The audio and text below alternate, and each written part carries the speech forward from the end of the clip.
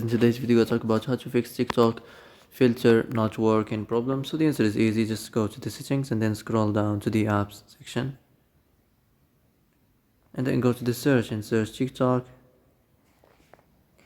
Then go to the storage and here you will find this clear cache option. Click on it. Now you can go check it if it works, and if it didn't, you can try to restart your phone or turn the Wi-Fi off and on or the airplane mode.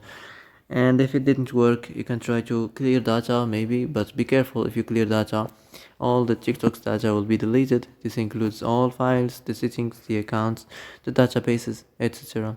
So be careful if you wanna clear your data.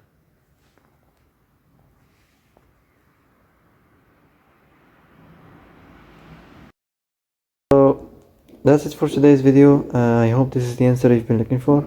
And if you like this video, don't forget to like and subscribe, and see you in the next video.